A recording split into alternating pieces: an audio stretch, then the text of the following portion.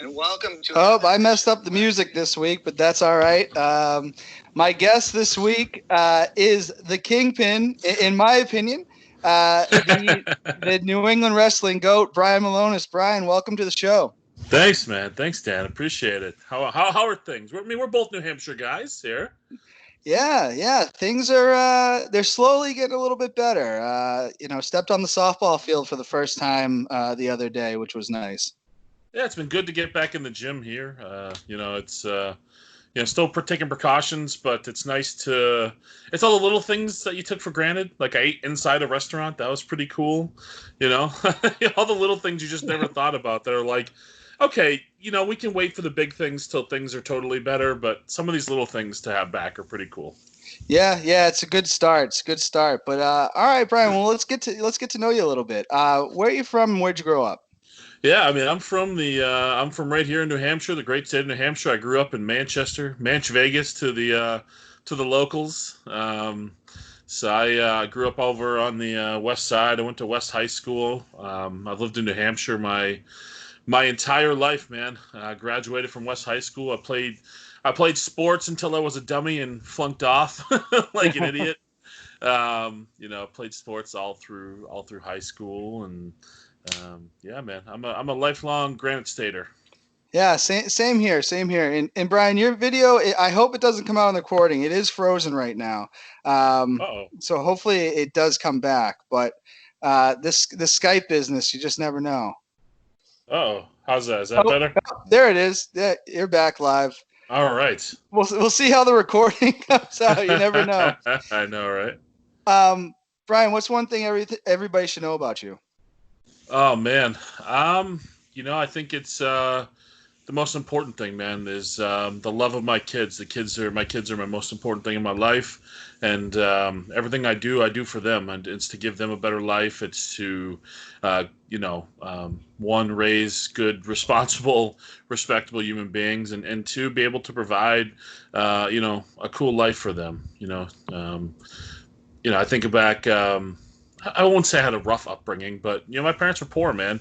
They did the best they could, and for me, like it's the little things, being able to do the little things for them. It's why I bust my butt so hard to make things happen. Just to they're my inspiration, man. And what do you have? 2 kids, 3 kids? I have 2. I have an 8-year-old little girl and a 4-year-old little boy. Nice. They keep me busy. I can imagine. Did you have to do any teaching during this time with the kids at home? A little bit, but my wife definitely handled the lion's share of that. I will say this has been interesting. I know they had to scramble together. Let's hope they have a better plan if the kids can't go back in the fall. Yeah. But it's the last few months have just been. I feel like it's one thing after another, man. It's crazy. No, totally agree. It's been a crazy time. Not something I ever thought I'd live through. What is it? Now, sticking with the theme of the show, which is "Let Freedom Ring." What does it mean to you personally to be an American? Yeah, I mean, I think, man, it's the one thing I don't like about the world today is I feel like one of the things we've lost is that pride, that pride of community, that pride of where you came from. That pride of where you are from, and just because you have that pride, though, I think there's the other half of it too. Just because you have that pride doesn't mean you can't change. And I think our country, I think the world would be a lot better if everybody took pride in where they were from, but also with an eye towards how do we make it better instead of, well, this is how it's always been. I think it's throughout any, why do great civilizations die off? Well, because they fail to evolve. Not only do we have to evolve things like technology, we have to evolve as people, as human beings. So I think, I think it's okay to be proud to be an American. I'm proud to be an American. I'll never be ashamed of the country or the flag. And with that, I think we need to look at our history, learn from those mistakes, and be better as people every single day. I agree with that 100%. I think there's nothing wrong with being prideful and being where you're from, which is a big, part of this, but we can always strive to be better. And I think I 100% agree with that. Which is gonna bring us kind of into current events, because a lot of current events lately are talking about trying to make the country better, but why we still have this dark past. Bubba Wallace, the NASCAR driver, recently they found a noose, or what looked like. If you see the picture, it's definitely a noose.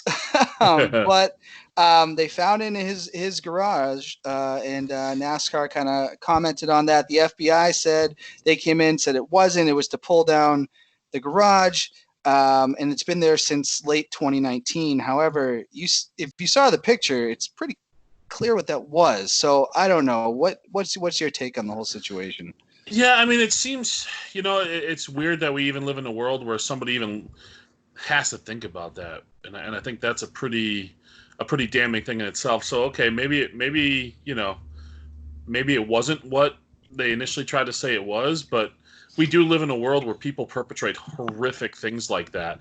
So especially in the times we're living in, where sometimes people double down on their opinion, even if it's a really poor one and uneducated one. Yeah. I think it's still, I will say this, something I think pretty beautiful came out of it. You know what I mean? To see, everybody walking together alongside his car. And so no matter what, whether it was real or not real or whatever they're saying, I think something pretty beautiful came out of it, and we can still take and learn lessons from it, I totally agree with that, and the fact that it did bring everybody together. They did release a picture, and I looked at it and I go, yeah, that's. I mean, I don't know who ties something like that unless So who knows? They did their investigation, and Bubba seemed to accept that. But yeah, crazy time, and some of it too. I did see someone on Facebook post, well, how is that even racist? And really had to explain to them the history of Jim Crow laws and things like that in the South. Just educate yourself. The information's there, man. It's especially when we live in a world where, we all have these things, man, in our hand. You know what I mean? Yeah. Like any question you ever want answered at your fingertips. Educate yourself. Understand what's going on in the world. Understand what's going on, or what has happened in the past, and just because maybe you had one opinion, like that's, I mean, that's the problem altogether, is people just dig in on one opinion because it's the opinion they've always had. It's like, you can change the way you feel based on new information being presented. I think that was like a meme or something. I'm like, yes, that's, I mean, that happens all the time. Hey, I mean, how many times in science, or how many times in, at one point, I mean, growing up, they believed there was 9 planets. Now we know there's like, how many just in our galaxy? You know what I mean? It's like, were they wrong? Yeah, they were wrong, but they went with the information that was presented at the time. New information was presented, and they said, oh, wow, we were wrong about that. It's okay to be like, hey, you know what? I used to think one way. New information was presented to me. I was really wrong about that. I think it's okay to be wrong. It's 100% okay to be wrong. That's pretty spot on. I mean, it's when you learn new information, and sometimes people just don't know their history. And I saw the guy who posted it. A lot of people attacked him. I said, hey, here, why don't you look at this, and this? Because if we really just attack people when they do have questions, then we really don't get anywhere. Yeah. It's not, we're not trying to argue who's more woke than the other. You know what I mean? Like, well, I think that's what people try to do, man. So it's internet and all this connectivity and things like that. They're a beautiful thing, but in trying to bring us all together, it's actually driven us further apart, because, I mean, largely because, so here's one thing everybody can identify with. This is going to sound probably a little old school, but everybody can identify with getting punched in the face, or at least we used to be able to. Yeah. And, anybody can say anything they want. That's the beauty and freedom of speech. But there's consequences for the things that you say. And some of the things that people say online, you would not say to another person's face, because you might get punched in the face. Yeah. And when you're hiding behind a keyboard, and you're hiding behind Twitter and Facebook and things like that, you don't got to worry about that, because it's just people typing. And sometimes there's consequences, but a lot of the times there's not. And we've all been guilty of it. But I definitely try to take the approach now. Like I don't even try to comment publicly when I disagree with somebody. There's somebody had put up a post, this week, and I reached out to them, as a friend, and I said, hey, I don't want to comment publicly because it's going to come in, it's going to turn into people arguing. But I said, I just want to offer you an alternative view on the situation. And he said, yeah, of course, because we're friends and we have a good understanding. And we had a really awesome conversation, which led to him thinking like, hey, you know what? I didn't consider that when I made this post, and you really made really, really great points. I said, yeah, you made great points too. And that needs to happen more often, man. Like I posted this and I'm going to argue about this and I'm going to dig my heels in more. Like that stuff needs to stop. Like we've dehumanized each other as a society. You know what I mean? It's just people on the other side. It's words on a screen. Yeah. So it doesn't feel like it's attached to a human being, where you would never act that way in like a real conversation, because, like me and you, if we're just interacting online, I like to bust your chops on sports and stuff, but say, we gave each other a hard time, but I think it's different when you actually have the human connection. You're Dan, I'm Brian, not you. You're not words on the screen. I'm not words on the screen. Yeah. And I think there needs to be more human connectivity. Like totally the technology has taken us away from each other. No, I agree. And I always have said that I have the best conversations with people in person. I don't have the best conversations online. Sometimes there's things where, I might get dragged into something that I said and I go, this isn't I don't know if this is worth it. We're not, but when you're in person, you can actually, it's not typing on a phone. And, and I will say there's a big difference between, issues that really affect everybody. And if we all want to argue about sports, that's totally different, because that's just, that doesn't have a giant impact on our lives. At the end of the day, it doesn't mean anything. Who won the World Series this year? In the grand scheme of things, doesn't mean a freaking hill of beans, other than I spent a ton of money in 2018 on Red Sox merchandise. But I think by having meaningful conversations, and here's the other thing too, that we need to have. I mean, there are certain things there is absolutely no wiggle room on difference of opinion, racism, things like that. Like those are pretty like it's this or that, man. Cut and dry. But but there are things that two people can look at a situation. Two reasonable people, educated people, can look at a situation and see a problem and assess the problem and come to two completely different ways on how to reach a solution. And that's okay. And I think people also have to be okay with, this is my opinion, that's your opinion. I like you as a person. I'm not going to hate you because you thought to take a left here and I thought to take a right here. But again, that's not on to me, things like racism and some of the other things we'll probably talk about today, those are pretty cut and dry. You know what I mean? No, I totally agree with that. And, I have a buddy that we have a running chat together. I'm a very left-leaning person. He's a very right-leaning person. And we just go back and forth all day. But we're friends. And we just let it be there. So, well, that's the problem with American politics. Partisan politics have ruined, it's funny, if you go back and look at the history of this country, the forefathers never intended for it to be a two-party system. They actually tried to design it against a two-party system, because what happens is you get all these people over here, you get all these people over here, and instead of coming somewhere in here where most of the common sense resolution resides for most people, everybody just digs in on their sides, Yeah. And not to go too far off topic, but if you do watch, certain YouTubers or certain news stations, I can tell you before a situation, I can know what the situation is, and I can tell you before watching what they post or what they put on TV, what their take is going to be, which kind of tells you is okay. Well, I mean, news and stuff it's entertainment, man. It's funny. Everybody likes to use the F word with pro wrestling, fake. Yeah. And I'll argue that any network news is more fake than pro wrestling, because the injuries to my body are very freaking real. What percentage of what's being reported on these news stations is actually real, Yeah. And it's a lot of hot takes and things like that. How, and this is a question I usually ask a little bit earlier, but I was trying to mix it up today. How did your life change during COVID-19 overall? Yeah, so I mean, a lot. So, I don't know how many people know this about me, but I still have a full-time career. I don't just wrestle. this whole actually making money in wrestling thing is kind of new to me the last few years. And so I still keep a full-time job, which is very tough. So I work in 50 plus hours a week doing that. I'm also in school, trying to get a degree. I have 2 young children. I have a Yeah. wife. I have a family. And then on the weekends, I would either drive to shows, or 2 to 3 times a month I'm getting on airplanes and flying.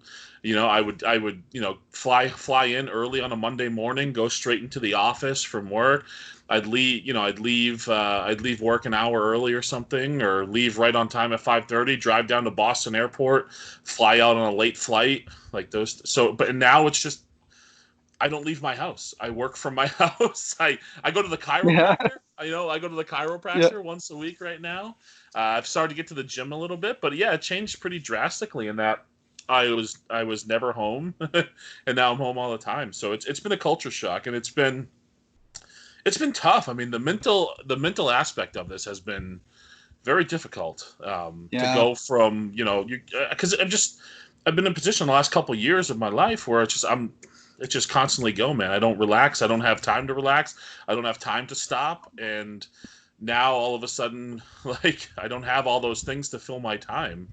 So it's, all the jokes about like cracking beers and wine and stuff like that. It's like, it's half true.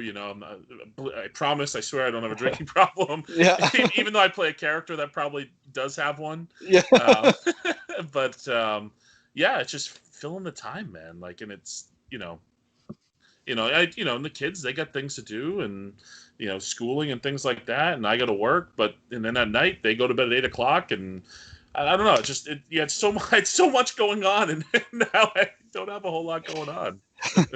Yeah, it's definitely been wild. That makes a lot of sense, and I think a lot of people don't understand that. A lot of wrestlers in the independent scene, they have full-time jobs, so that's not just wrestling. Like, there's a lot that goes into making that work. I have to assume. I mean, one epiphany I've had though is, I've thought, I'm 38 now. I've been at this for coming up on 19 years, and I definitely didn't think the end was in sight, but this has reaffirmed it for me, because I miss it so much. So Yeah. that's a pretty good indicator of, like, yeah, I'm nowhere near ready to give this up. Well, I will say it. I think it was Cold Fury 15. You tricked. I thought you were actually retiring, so you got me there, Well, and the that whole was. thing, I wasn't retiring. I mean, I don't know how much of the Or story you you were want. quitting or something like. Quitting Chaotic, yeah. I mean, Yeah. I had a real life kind of falling out with Chaotic there, and I was just, Yeah. and the weird thing is, that, hey, look, for better or for worse, I'm the type of person that, I operate better when I have a chip on my shoulder, and I had lost that chip for a long time, and Yeah. some stuff happened, and I got real mad, and it ended up winding up me really, really quitting the company and leaving for a year. But it also, because of that, it lit a fire under me, that really propelled me to, start to pursue something like Ring of Honor and stuff like that, just to kind of be like, hey, I'll show you, I'm not done yet.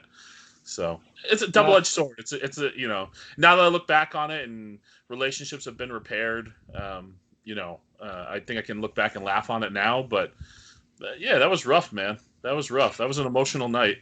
Yeah, I guess, and I will say, just that was an awesome Cold Fury altogether, and that was a very, as a fan, a talented group.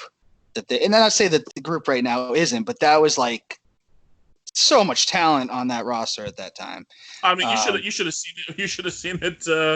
When Tommaso was there, Kofi was there, and Hansen was there, and I was there, and Max Bauer and Nikki Rocks and Alex Arion, who still today is one Yeah. of the most damn talented wrestlers I've ever stepped in the ring with. And I've stepped into the ring in the last couple of years with some of the best wrestlers in the world. And I'll tell you what, Alex Arion takes a freaking backseat to nobody, man. Like, so.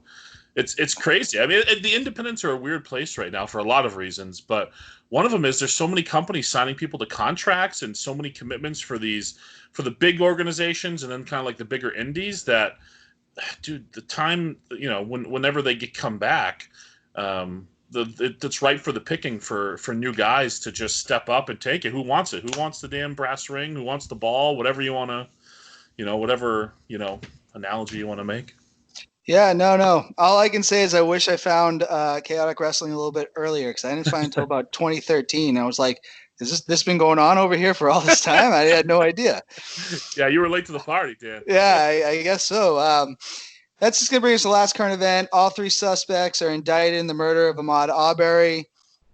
Pretty cut and dry. I mean, there's video. And even the guy who was recording was brought up on charges. I mean, do you think will there be a conviction there, you think?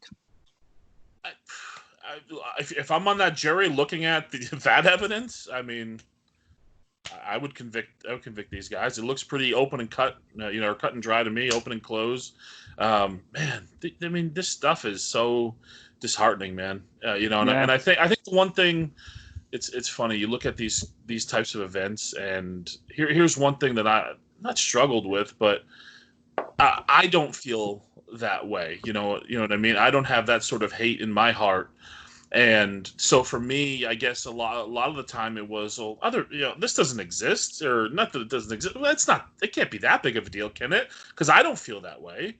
And then you start to see all these things that keep unfolding over the last, few years, and you're just like, and I think that's kind of been my awakening over the last few years, has just been, man, just because I don't feel like that doesn't mean there's not a lot of that, evil going on in the world like that. And not only do I have to just try to be a good person, but I got to speak up when I see stuff, and I got to try to make it better, not just be somebody who, I mean, I feel like I walk the walk, and I am who I say I am. But I think all of us as a society have to do more. You know what I mean? It is tough, and you're right. And you got to call it when you see it. And it's sometimes not the easiest thing to do because it's just sometimes it isn't. You might not want to deal with the confrontation or something like that, but it is something we have to catch ourselves when we see it. You got to call it like we see it. Talk about Facebook. I brought this up in the last episode. There's a guy I've played softball with for many, many years. He's taken very many takes on things that I've said, oh my gosh. And I'd post something about Colin Kaepernick, and I had a friend of color who posted like, hey man, like educate yourself on what he was doing. He goes, yeah, well, you're going to stand for the flag, boy. And I just went, you're blocked. Yeah. I want you out of my life. I don't want to see you even at the field. Like that. Yeah. That's just, if that was in person, that, like we said, like it'd be a lot different, the altercation, but even that was just like, oh my God, really, dude? You know exactly what you're doing with what you just said.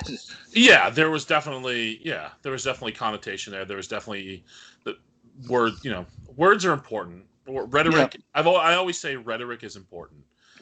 Look at the way people speak about things. Look at when they change their rhetoric. That's important. It's always very important. And I think when it comes to something like Kaepernick, I think that's something my opinion has evolved on over time too, for the understanding of it. I mean, one partially clouded because, like, nothing for nothing. I think Colin Kaepernick's kind of a goober. I mean, his message and what he's trying to get across is right and just, and he was right all along. But you're also talking about a fella who wore a Fidel Castro T-shirt to a press conference. When he passed away.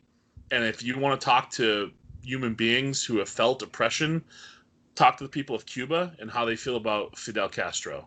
Yeah. So I think while his message is very important, and I'm glad it's taking off, my problem was always with, is this guy the best representation of it? Because he's clearly kind of a goof. Like he's hit on something and he's right, but then he does something to set it back a little bit too. So, but I'm glad it's become bigger. I'm glad it's become, and people, including myself, have educated themselves and realized that it's not about the flag. It's never been about the flag.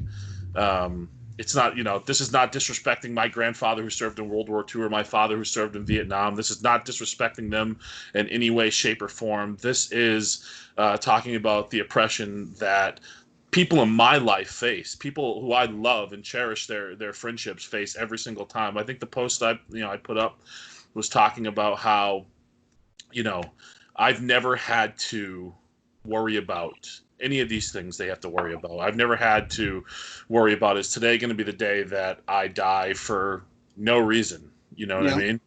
And there are people that I love in my life that have to go through that every other day. They have to have conversations with their children on how to protect them and how this happens in the world. I don't have to have those conversations, but they do, and it's heartbreaking. And that's the thing, I think that's the thing that has really gotten to me in educating myself and evolving as a person and thinking about, like, I got to be more active. I got to speak up more because, it's then when I talk about that humanizing factor. Well, this doesn't happen in my life. What do you mean? Yep. And understanding, like, no, but this is happening to people that I love dearly. Some of my closest friends, and it's okay to admit that you were misguided in the past, and like, that's okay. That is okay. And people shouldn't silence those people that are coming around and saying, well, you weren't on this. Well, we need to get people on board now. Right. So, I mean, and I'm not talking about, like, if somebody's a racist, they're a racist, man. Yeah. Like, I'm sorry. Like, it's cut and dry. I'm talking about the BLM, ALM kind of debate. You know what I mean? And do I think every person who says ALM is racist? I don't believe that whatsoever. I think they don't understand, and it takes understanding to realize, like, well, all lives don't matter if black people keep getting killed for absolutely no freaking reason. You know what I mean? Like, you're failing to understand. Right now, all lives don't matter. Like, that's the literal, actual point. Like, and it took me a while to understand that too, but I get it, man. Yeah, no, I totally get that, and people need to understand that. That's it's never been a movement that's saying other lives don't matter. And no. And I will give you the credit too on Kaepernick on that point. He is a flawed person to have that movement. He has done some things where you go, the pig cop socks were not great either. So yeah, he's flawed, but it doesn't mean he's wrong. And I guess that's exactly. We're all flawed. Nobody's perfect, man. No, 100%. I'll be the first to raise my hand. I am not a perfect person. I've made lots of mistakes in my life, but I always try to learn from them and become a better human being. Yep. No, I think that's good. But we'll go to something a little lighter topic here. We're gonna go into pop culture. Ooh. Michael Keaton is coming back as Batman. Is that confirmed now? Is this confirmed? Like, is this? I've seen the rumors, but unless maybe I'm just so excited, I just took the headlines and ran with it. But from everything where I've seen, they're doing some kind of movie. Was it? Oh God, now I'm forgetting. Was it The Flash or something like that? Flashpoint. Okay, and that he's gonna bring back the character, which I've been dying for a long time. Would you like to see, obviously an older Michael Keaton bring back Batman? Yeah, I think it's great because now when you look back in retrospect, I've always liked the movies, the Batman and Batman Returns. I've always liked Michael Keaton as Batman. Now, you've had some different portrayals. Christian Bale portrayed a good Batman, but Michael Keaton was always a very good Batman. It's my favorite. So to see him come back, and those movies hold up. Those movies stand the test of time. I've actually watched them with my son recently. He enjoyed them. So they're really fun. They're really fun movies, really fun takes. So yeah, I think it's exciting. I think it's. It'd be kind of cool if he's just incorporated. And I don't know if it's going to be a cameo. I don't know if it's going to, be something more. But it'd be pretty cool if it led to some bigger things. Because then you could talk about things like Batman Beyond. Oh yeah, the nostalgia of it could just be great. Man. Keaton was always my favorite. Batman Returns. Not that, which is weird because I liked the Christian Bale Batman's better, but I liked Keaton better as Batman. If that makes sense. I get what you mean. Yeah, it's funny. We've never, and for all the Batman movies and reincarnations of Batman we've seen, we've never seen the older, potentially retired Bruce Wayne on the big screen grooming with a different Batman. So that'll be pretty exciting. Yeah. That will bring us kind of in the next topic. Joel Schumacher recently passed away. I think he was 80 years old. He lived a full life. He was the director of Batman Forever. So when saying that, we went from Keaton being Batman to Val Kilmer being Batman, and they totally changed the direction kind of what the Batmans were. What did you think of Batman Forever? Is that Mr. Freeze and No, the one before. It's the Riddler, it's Two-Face. It's the one from '95. Tommy Lee Jones, Jim Yep. Carrey. Yep. Yeah, I mean, I think to me, it's a cluttered movie. Yep. I mean, do you think of the personalities in that movie, especially Jim Carrey and Tommy Lee Jones? Like those are two, like, that's when at some point movies always have to start. I think that was like the era of like we can't just have one villain, we have to have more more villains. So I probably haven't seen that movie. I bet it's been at least 10 years. I didn't love it when I saw it, which is why I probably haven't seen it in such a long time. I think I've probably stumbled across it here and there and maybe watched a piece of it here or there, but definitely not my favorite. Val Kilmer stinks as Batman. I'm not a Val Kilmer I don't buy him as Bruce Wayne. He's not Bruce Wayne to me. Like he doesn't. Yeah. He's not what I envision Bruce Wayne to be. So yeah, thumbs down. Good effort. I have to casting on the villains. Yeah. I have to say, when I was a kid, and I totally, I think I was probably about, maybe I was about 11 at that point. I didn't really understand how movie contracts happened or anything like that. And I remember just being so disappointed that it was a different actor. And then and the movie had like a totally different vibe to it. And do I enjoy Batman Forever? Will I watch it? Do I own it? Yes. Do I put it as, I try to own all the Batman movies, but I don't put it on the level of Batman or Batman Returns. I just can't. Which brings us to our next question, and I love to ask this question to all my guests. What are your top 5 favorite movies? Ooh, okay. It's funny. I feel like I get asked this question. I feel like I give a slightly different answer every time. I've done that a couple times myself. my top one's definitely always my favorite all-time movie is Major League. Like, to me, it's the best movie.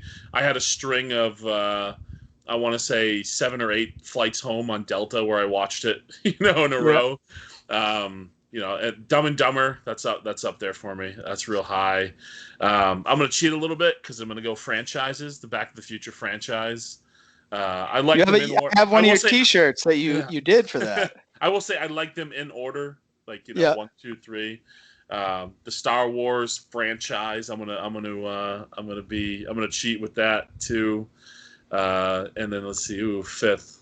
I'll pick a wild card. It's funny. It's a movie that anytime it's on, me and Jamie Jemakowski, the old owner of Chaotic Wrestling, he loves this movie too. It's That Thing You Do, which I actually just watched with my daughter recently. It's one of those movies, like anytime it's on, I will stop and I will watch it. Now, don't get me wrong. If I'm wrong on this, because I might be, did they say Did they sing "I Want You to Want Me" in that movie? No.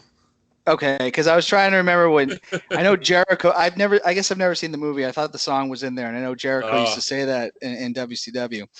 But it is about the musical group, correct? Am I? No. It's a completely fictitious musical group called the One Words. It's all made up. It's completely made up. You gotta check it out, man. Check it out. It's a fun movie. I know movie too. It's like an hour, 10 minutes. It's a quick watch. You'll love it. I know my dad owns it. I've just never sat down and watched it, so maybe I'll have to do that. It's good. It's good. I promise. All right, let's get to the Let Freedom Ring fan questions. The first one from Leo Connors, big fan of the show. Leo is kind of the inspiration to this show because I started going on his show, The Ring of All Their Sports, and it was a good time. And I was like, well, I want to do something like that. I just don't want to just be geared on one topic, I guess. Leo has known me since my first year in wrestling, man. Like I've known Leo. Yeah, I've known Leo for literally since year 1, man. So, I started training in 2001, but I didn't actively start working shows in 2002, and that's when I met Leo, 2002. And he was catering shows that I worked back then. So I've known Leo, man, he has seen literally the entire genesis of my career. Yeah, Leo's a good guy. I know him because of my friend Rich LaPointe. Leo's his uncle. And Rich and me have a softball feud that goes back many, many years, and we love to trash talk each other. But we are friends at the end of the day. And he said one time, he's like, you know what? He started noticing I was going to a lot of the independent wrestling shows. He goes, "You have to meet my uncle." I said, "You have to meet him." I said, "All right." And then met him. He's like, "I want you to come on my show." I said, "All right, that'd be great." But Leo wants to know. He says, "Awesome guest. Can't wait to watch. What is he watching on TV, and can he give his 5 must-have albums?" Ooh, let's see. What am I watching on TV? Right now I'm trying to find something to watch on TV. So I just finished the latest season of 13 Reasons Why. Before that, I rewatched The Office for the third time. Can't go wrong. You Can't go wrong there. My wife had never seen the entire series, so Yep. we just committed to watching that. The last season or so is rough. It's a rough watch, but you got to do it. I still will watch. I will still watch it. I just can't, Yeah. Geez, if anybody has any suggestions on what a series I can watch right now, fire them away because I'm looking. Have for you seen The Sopranos? I never have. No. Maybe that's a good one. This comes up on the show a lot because that's my all-time favorite show that I can. It's much like The Office to me, where I can just rewatch, and rewatch. I highly recommend it. Highly. I feel like that comes up a lot. Breaking Bad, which I've never seen. Game of Thrones, I've never seen an episode of. All these popular TV shows, I've never seen a second of it. Another one I thought about was Ozark. Like that might be. My wife is interested in that one, so that might be. That might be the direction we go. And albums, let's see. I'm not a super big. I'm not a big music guy. Music is kind of.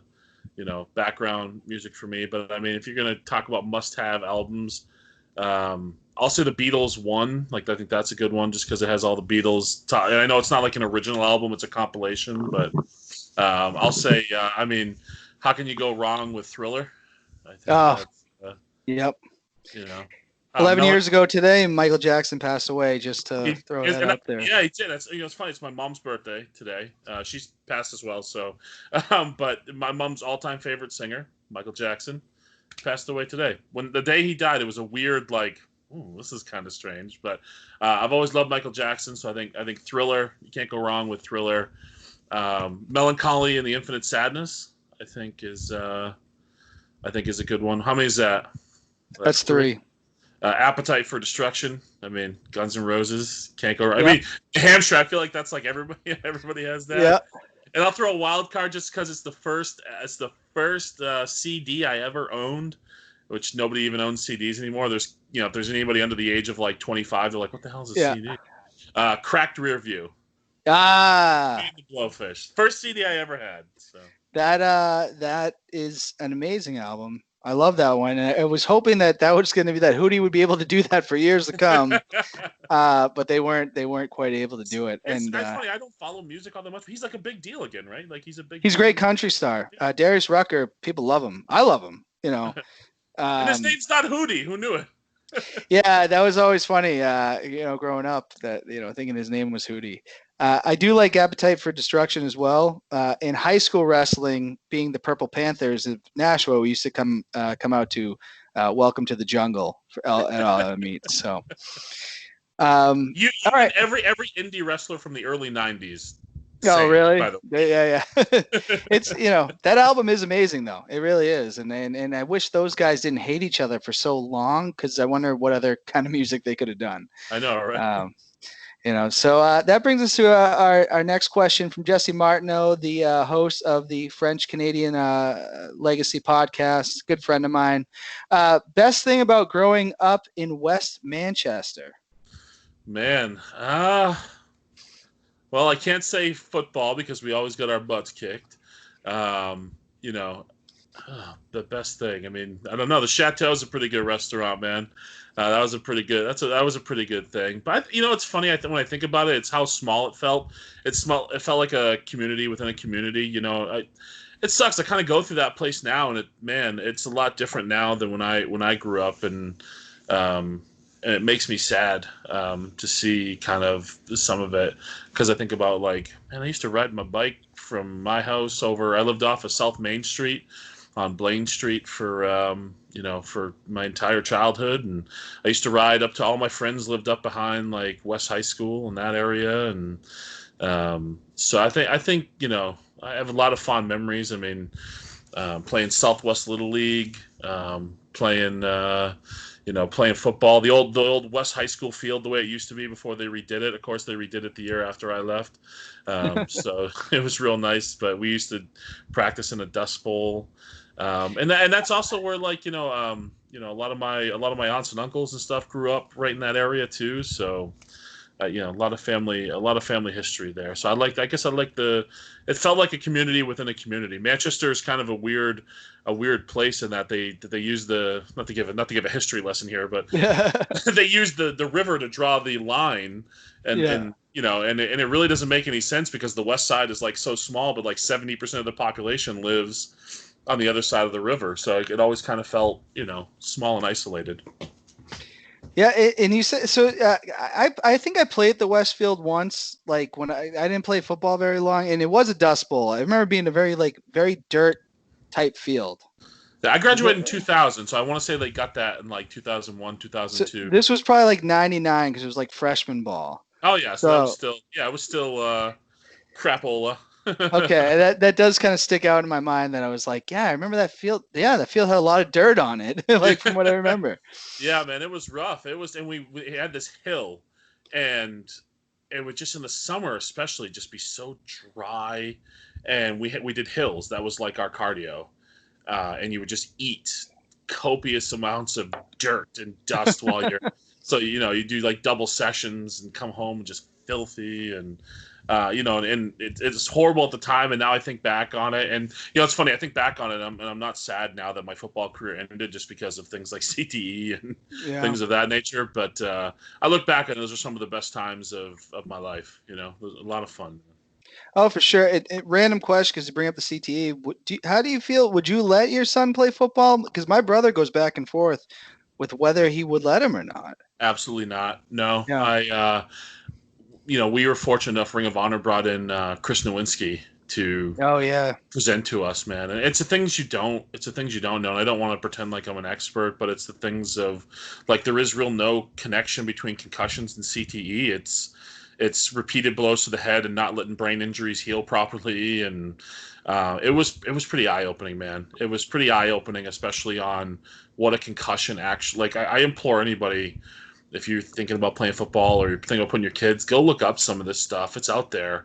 It takes a little digging, a little reading, but it's out there. And, what a concussion actually is and how I think how, it used to be a badge of honor. I remember I wrestled a match against Ivar. And 2 minutes into the match, I got a really severe concussion. We had an awful match because I was all disorientated throughout the whole match. And, it's I laugh about it. It's a funny story, but when I think about like it could have ended up real bad because, if you get two concussions very close together like that, you could die. And the matches should be stopped immediately. Like kids who sustain a head injury should not be allowed to play. Adults that sustain them should not be allowed to play. And I mean, the truth be told is, and Chris Nowinski, I think this is kind of part of his crusade is ending tackle football for youth. And I actually support that because even when you're 6, 8, 10 years old, those are accumulating. Those are racking up, and you bounce back quicker and you feel things less when you're younger. So yeah, man, it's scary stuff, but I'm glad I have the information that I have now, so I can make informed decisions for myself now.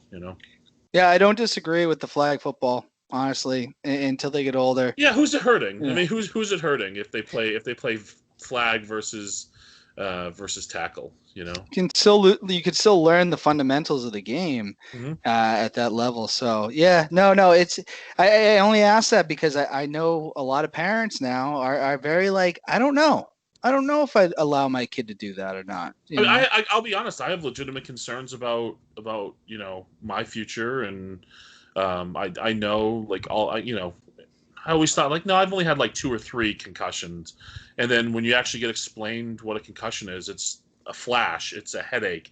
All you need is one mild symptom of it, and you have a concussion. And I think about that, and now I'm like, I mean, we're talking in the hundreds, man. We're talking in the hundreds, and but now going forward, I definitely have a much different philosophy on it now. Where if something does happen, I'm not afraid to. I'm not afraid somebody's gonna think I'm a big wimp now, or the stigmatism. That's an I thing. The stigma of that you're not strong because if I break my arm, I'm in a cast. I can't perform. But a brain injury, nobody can see. So there's like this stigma of like, you're fine. Come on, you're fine. You got dinged. You're fine. Yeah. And it's not because people were mean. They just didn't know. But now we know. So there's no excuse for it anymore. Yeah, and I hope every wrestling promotion is like, if a guy is concussed, end the match. And I don't think the Yeah. fans. I think the fans, as me being a wrestling fan, would be understandable of that. That brings us to our next question from Jared Dumoulin. Thoughts on the increasing negative of wrestling promoters threw in their power. Being a fan, it's sad to hear these things going on. I'm happy that something is being done about it and people are speaking up. Yeah, I mean, it's funny. We live in, it's funny. Some of the things we've talked about here, Dan. We live in this world where it's sad to me that we have to say things like, well, racism is bad, sexual assault is bad, sexual harassment is bad. Like, we shouldn't have to say those things. Those should just be things ingrained in people's heads of like, this is bad, this is not okay. And I think it's a wonderful thing that people are speaking up. I encourage it. I hope it keeps happening. I hope, and we need to, we need to rid, any community, because if everybody thinks this just goes on in pro wrestling, like, I'm sorry, it does No. not just go on in pro wrestling. It goes on everywhere, whether it's regular companies, professional sports. We just had, the Me Too movement that happened. And I think it's just important to focus on like, let's get rid of these people who are predators. Let's get rid of, pedophiles and these types of people. Let's get them out, get them gone, expose them, and get rid of them, and let's be gone with it, and let's move forward and try to be better. And then, no different than what I talked about earlier. It's got to be more than you just, as a human being not participating. It has to be, if you see something, say something, do something. Yeah, no, totally agree with that. And something like, if we all can learn from this, because I see a lot of the accusations and everything, and some of them I go, okay, maybe this is something that could be a conversation, and people can learn, but then there's some that you're just like, no, that's cut and dry. That's very cut and dry. And I think there has to start to be some of that understanding and distinction of, what these are. I mean, we're talking from things that are ranging from, and I've seen, some of the things. I mean, one thing I hate what happens is everybody has to add their 2 cents. So you have something like speaking out happening, and everybody's using this hashtag, and then you have people who are making statements of like, I condemn all this. Well, I hope you freaking condemn all this. Yeah. Like, you don't have to say it, and now you're using the hashtag, and you're taking the voice away from people who actually need that hashtag to speak out, get their story out, and be heard. Like, I hate that stuff, and just let the victims have their voice. Let them have their voice. Like, don't take their voice away from them by you having to say, Johnny Hero has to say, well, I think sexual assault is bad. No kidding, man. Yeah. and you should have said it yesterday, and the day before that, and the day before that, and the day before that. Like, this is something that it's, yes, it's awful, it's bad. Stop taking the voice away from the victims so you can gain social media clout, though. Let them have their say, let them have their moment, because they've had to be silenced for so long. Like, it's, but I think it's important that we separate, like, some of this stuff. I think some people have started to use it for bullying, and things like that, that's not what it was meant for. It was meant for, crimes, Yep. I mean, you've seen the stories. I don't think this is the platform or the time to mention specific people. It's out there. No. Go read it. Some of it literally turns your stomach. I know I've been sick to my stomach for the last few days over it. But now the important thing is people need to keep speaking out, and when we do get back to wrestling, everybody needs to take a stance and say no more. And that doesn't just mean I'm a good person. The same thing I talked about before. Just because you're a good person doesn't mean everybody's a good person. So say something, do something, help somebody, look out for them. And I think, being a dad of a little girl, it's terrifying, man. And I have these thoughts all the time. I'm scared of when she gets in the world, because there's only so much you can protect, your kids or anybody really, but. No, that's very true. And the other point I would say is not only that this could happen to men too, just as much as women. It can happen. Yeah. So, no, Jared, I appreciate the question. And you're right, and I think you're right. It's not just wrestling. We have to realize this is happening in all forms of life, and we got to do better. And when we It happens with fans, man. Like, I mean, yeah, happens with promoters. It happens with trainers. It happens with wrestlers. It happens with fans. I mean, one of the most disgusting things I've seen, Dan, was, and I spoke up on Twitter about it because I was infuriated. We did something with the Allure, me and Bruiser, and they tagged us in a video, and I was appalled at the aggressive nature of people, not just saying like, hey, I think you're good looking, or however they phrase it. I mean, describing horrific things, saying derogatory things to them, harassing, just filthy things. And I wrote to the three of them and I said, I knew you girls had it bad, but I had no clue, man. I was blind to it, like wow. And just unacceptable. And against that, if you wouldn't say it to somebody's face, if you wouldn't want people seeing you act like this, don't act like that, I guess. I don't know. I'm not perfect, man. I am not perfect. I'm not here to tell you I am perfect. I'm here to tell you that I'm committing to be a better human being today than I was yesterday, and tomorrow than I am today. And I will agree with that too. I've heard things from fans as well where I go like, that's not part of the show. Mm-hmm. That's not what a wrestling show should be. You should be. We're human beings still. You know what I mean? Like, we're human beings. So if it's one thing to hate a character or things like that, but when you're talking about somebody's looks or somebody's body, that's the person. Yeah. Like, it's the character, but it's the person as well, because that's what that person looks like. Yeah, it's totally ridiculous, and I've always tried to be that wrestling fan to stick to what's actually happening with the story. Once you start going off into other stuff, then you're just being a jackass. I want wrestling to be fun again, man. That's what I want. Because when I think about growing up and watching wrestling, man, it is honestly the best memories of my life. It's sitting in my house on Saturday mornings, watching wrestling, having fun, talking to my friends, playing with wrestling figures, not worrying about like who was booking what and what they were booking and this and that. And it's just like, and if you didn't like something, you changed the channel or you didn't watch. Like, you didn't go on social media and complain about like, well, this person, let's just make, that's 2021 or whenever we get back to wrestling, man. Let's make it safe and let's make it freaking fun again. I want wrestling to be fun for the fans, for the guys in it, like, because it's a fun business and it's a wonderful business when it's done right. No, totally agree with that, and it is what it is. I'll always love it and love going. So same, man. I've been in love with it since I was, as long as I can remember, man. As long as I can remember. Next question from Dave Fournier. He's a big wrestling fan as well. Another guy I've known for the entirety of my career. I love Dave. Dave's the dude. Dave's a good guy. I saw him at a show one time, and he must have added me on Facebook. And sometimes I just accept things if I see a lot of multiple friends or whatever. And I talked to him the whole night at one of the shows, and I got home and he posted. I said, "Oh, I was talking to you earlier." But Dave's a good guy. He says, back in the day when you first started, you wrestled as Brian Buffet, who let me see, who came up with the name. Do you like or dislike it? Who is your favorite opponent you have wrestled? Do you think will you promote shows in New Hampshire?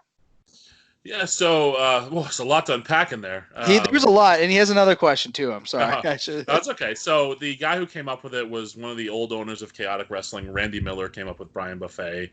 It was a rib on me. I was a big fat guy. I hated it. I didn't want to use it. I was forced to use it, and then it just kind of became my name, and I fought forever to get rid of it. And it was finally Todd Sinclair, the Ring of Honor senior official, who we started wrestling school together the first week together, and he was the one that finally fought for me and allowed me to get rid of it, and then we decided to go with my real name. But I hated it. It was awful. My favorite opponent, without a doubt, Ivar Handsome Johnny. It's a prerequisite. You have to mention all of his names when you mention him. But Ivar, the Viking Raiders. He's one of my best friends. I talk to him almost every day, and he's my favorite opponent. And one way or another, I'll find another way to wrestle him at some point. We'll find a way to make it happen. But without a doubt, it's not even close, man. Have the Bouncers ever faced the Viking Raiders at all? Has that match ever happened? No, so so weirdly, that was supposed to be who we were supposed to feud with initially, the Bouncers. We were supposed to feud with War Machine, the Viking Raiders, and I knew that wasn't going to happen because I couldn't say anything because just being friends with with him, I knew that they were leaving, but that's not my news to tell somebody when they're talking to me on the phone saying, "Hey, here's the plans we have for you." Oh, cool. That's cool. And then I knew they were giving their notice at the very next TV taping. So, but no, we were supposed to, but they had to be stupid jerks and go off and get signed by WWE. Selfish. I think it's pretty selfish of them, to be honest with you, but. No, he's been great. Like I said, I started watching Chaotic in 2013, so he was the brand new bad. And I thought he was one of the best things. I was like, oh, this guy's the main event. He has to be. Like, the character was really good. And then once I found out his previous character, it all kind of made more sense to what he was doing. There's no doubt in my mind, if the opportunity ever presented itself, he could be a main event guy in WWE, without a doubt in my mind. I say that with no reservation, no hesitation whatsoever. Excuse me. No, it'd be good to see. And I got to admit, I have enjoyed the stuff with the Street Profits. I'm actually entertained by the challenges. I think it's great. I think it's fun. It's fun TV. And it gets you away from watching wrestling with no reaction. And I'm sorry, the fake fans just don't do it for me. And and I don't mean that to be critical. They're making the best out of the situation that they're given. It's not critical. It's just I like it because it's fun. I love fun in wrestling. It's fun. It's character driven, and you've learned more about those four characters than you had watching them wrestle every week on Raw for the last year. So I think cool. and I want to see. I kind of actually think I'd love to see. Remember when like Booker T and was it Benoit? They did like a best of 7. Yeah. You could do like a best of. I mean, I think that they all have really good chemistry, and I like that. Like, there's a feud, but they're still kind of friends. Like, there's something to that. It's fun. It's different. It's campy. It's I like that. I've enjoyed it. I'll be honest. I'm biased. Completely biased in this. But I really truthfully have enjoyed it. It's been a fun watch, and I think it's been great for them. And then what was the last part? Was it? He actually had 2. There was a lot. Sorry, and I didn't mean to unload them all at once. I shouldn't have done that. But good, do you think you will promote shows, and will they be in New Hampshire?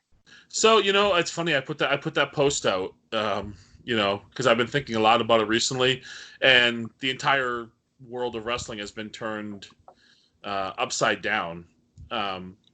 So I won't commit to anything right now. I'm feeling a little differently than I did a week ago. Having said that, all this stuff is very fresh. I think everybody who's involved with pro wrestling needs to take a giant step back, reevaluate, and decide what they want to do. Would I love to bring pro wrestling back to New Hampshire? Yeah, man, I would. I would love to be part of that. And if it makes if it makes sense, business from a business standpoint. Because here's the thing, I'm not going to be, and everybody says this and they become that promoter, but there's a couple promoters that I would model myself after. One of them is the guy I've worked for so many years. That's Jamie Jamakowski. He didn't want to steal the spotlight from his wrestlers. He wanted to highlight them, so he stayed off camera and he ran the show. He was the boss. And the other one's a guy by the name of Jim Kettner, who was a promoter out of he promoted the Super 8 tournament down in Delaware, and he's another guy. He stayed off camera, and it wasn't about him. So I definitely want to be. I aspire to be like that, like those guys. A promoter who didn't make his promotion about him and focused on, I'm going to do whatever I can as a business owner to give my customers the best experience possible. And that would 100% be my focus if I do decide to ever promote shows, would be on highlighting the talent that I bring in and highlighting the show, and not making it an ego trip for myself. Not to say, and I'm not, that's not like, I'm not like subtweeting people here while I'm talking. Like, it's just, Vern Gagne put the AWA title on himself, how many times. And stuff like that. So it goes back into the history of wrestling where guys would put the belts on themselves and things like that. And, I truly, because I don't plan on stopping wrestling, and I hope I have a very long career in Ring of Honor. So my kind of thought is, if I were to do it, that would, Ring of Honor satisfies my in-ring taste for wrestling, while I do truthfully enjoy the actual business aspect. A lot of people don't know this. I ran and booked Chaotic Wrestling for a couple of years, working with, really close with Jamie. And I really enjoyed it. Not even the booking. I don't know if I love booking. I don't think I do. It's kind of sounds difficult. It's very hard, but I love the running the business. I love creating a brand, marketing a brand, getting people to come to your show. I love the business aspect of it. So, and I think that would satisfy. And I take a lot. It's funny. I take a lot of pride in, we talk about pride and where you come from. I take a lot of pride in coming from New Hampshire. Which sounds weird from a guy who billed himself from Pittsburgh, Pennsylvania for the majority of his career. But I'm very proud to be from New Hampshire, and there's nothing more I'd love to do than to bring pro wrestling back to this state on a regular basis. No, that would be great. I'd be for it, as long as it's not too far up north. That, because Lowell, when they run in Lowell, it's like, oh, that's perfect. That's like right there. His last question too was better ref, Quinn or Crockett? Oh, Crockett. I can't go against my boy. That's not condemning Quinn either, because I love Quinn. I think he's grown so much as a ref. He always asks good questions. I've had a lot of traveling with Quinn. We spent a lot of time in cars together, and Quinn's always asking questions. He's always trying to get better. So that I appreciate it, but especially for a guy we like to bust his chops because he is an older guy, but for somebody, that's a quality human being right there, man. To be somebody who's 50 years old or whatever Quinn is, and to say, I'm going to humble myself and listen to people who are younger than me. That's, man, I can't say enough good things about Kevin Quinn. But Crockett, honestly, Crockett should have had and should still have a job with one of the major companies right now, without a doubt. It sucks that he didn't, but he's happy in life right now. But Crockett was an excellent ref. And I have to say, I've enjoyed booing both of them through the years. One of my favorite things as a wrestling fan is getting on the referee more than anything. What kind of call is that? Are you serious? All right, that brings us into sports. Baseball is returning. Are you excited for that? 60 games. Yeah, I am excited. I'm worried it's not going to happen. Stuff is going crazy with COVID and things like that. It's true. So, but if they can play it safely, man, yeah, bring it on. Let's watch some damn baseball. Yeah, I'm with you. I started watching the Korean baseball organization in the morning on ESPN. It's so late.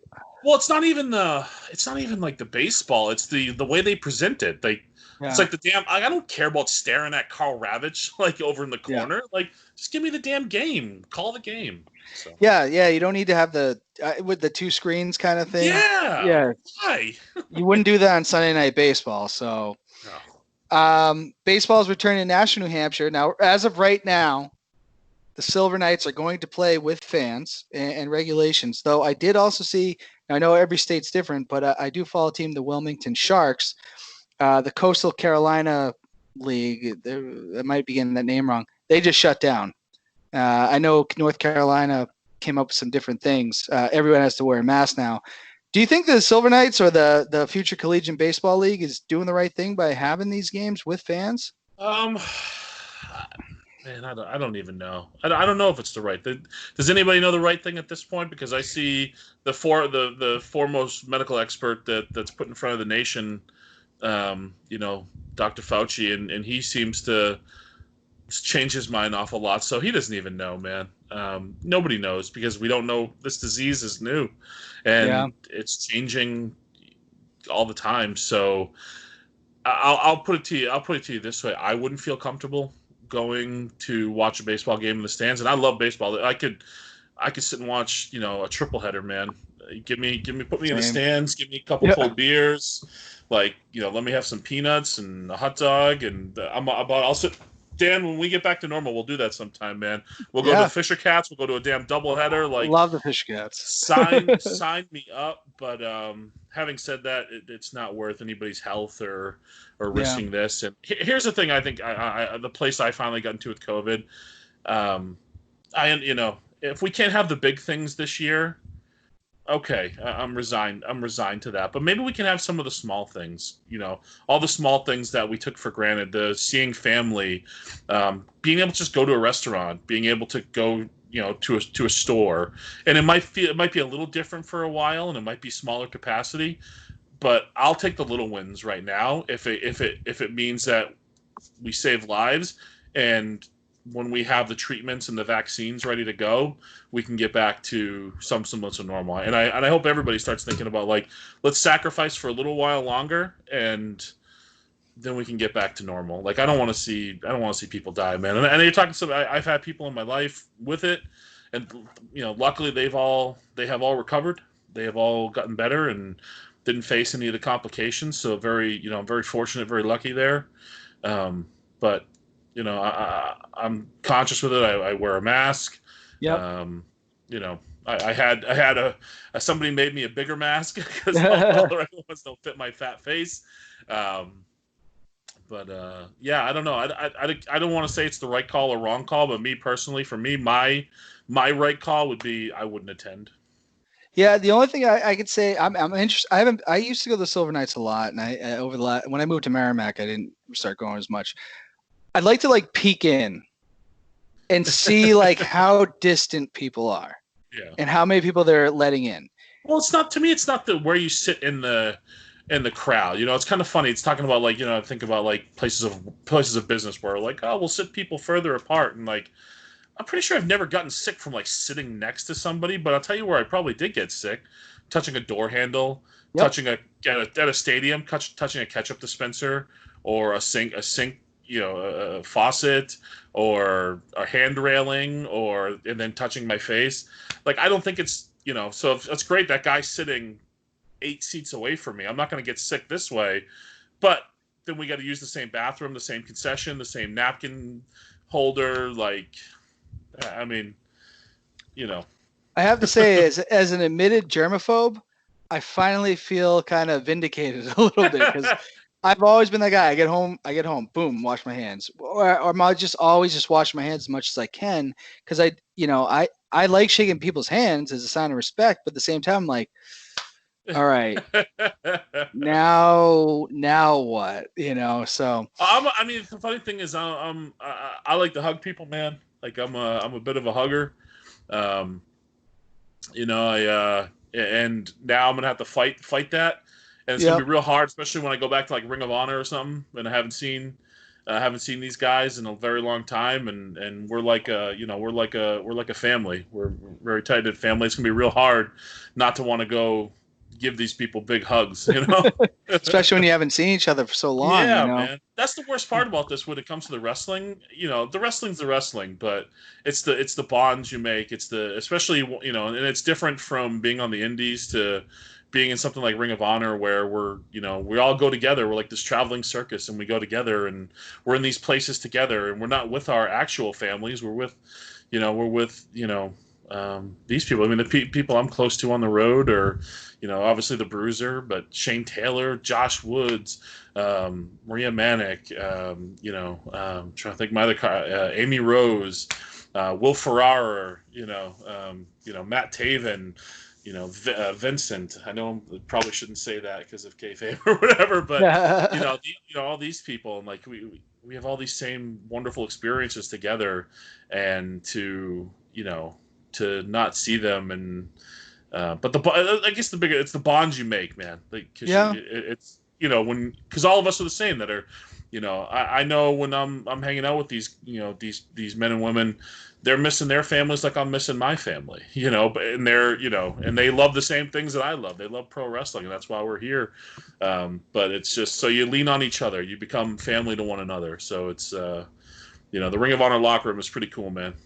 No, it sounds it, and I can sort of relate because I'm missing all my softball friends. Yeah, man. And I got to see some of them the other day, and was like, just we were messing around a little bit. I was like, this feels like summer finally. Like this is what we do, but it's a tough thing. But we'll go through some of these. We'll go through this next question quickly because I do want your take on the two others.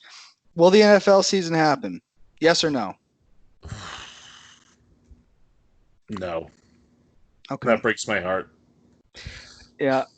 I'm honestly not sure. I do like that. What are your favorite sports moments? I know you're a Red Sox fan, Steelers fan, Lakers fan. I don't think I know your hockey team, but so you have I'm a Bruins guy. okay. So it's a wide range of teams. What are Yeah. some of your favorite sports moments that you've had in your lifetime? Yeah, I mean, nothing will top '04 Red Sox. I still get chills watching that clip. I was at games 3 and 4 of the American League Championship Series, lowest of the lows to the highest of the highs. But nothing will ever top that from me. I agree. People always ask me how I became a Steelers fan. My dad was a big Steelers fan. So one of the coolest things ever was actually getting to go to a Steelers. We went down to Gillette. It was a year the Steelers won the Super Bowl. It was the Brady injury year. But we went and had that experience together. And my dad's not here anymore, so that's a memory that I hold dear. Being able to go to a game with him and having that experience with him. Basketball. It's man. I mean, there's so many Lakers championships to choose from. But those Kobe Shaq years, man, like those were just those are. To this day, the only athlete that I've ever worn their jersey that they played for. So the only team that I've worn a different. I will only wear my favorite team stuff. I'm trying to find a way to articulate this. I will only wear so I'm a fan of that team. That's the only merchandise I will wear. To this day, the only time I've ever broken that rule was Shaquille O'Neal when he's with the Orlando Magic. I love that Shaq. jersey. And when he signed with the Lakers, my favorite player joining my favorite team, and then those Kobe Shaq teams, man, were just unbelievable. Just such a fun time. And until the last dance, I hated Michael Jordan because of what he did to the '91 Lakers in Magic. Yeah. I tell you, unfair. Remember, when Magic Johnson got sick, man, I cried. I was like 11 years old, maybe 10 years old, and I came home and my dad told me, and I just cried because at that point thought he was going to die, and I just was devastated, but so yeah. And the Bruins, I mean, the Stanley Cup year, I went to the first playoff game of that playoff run.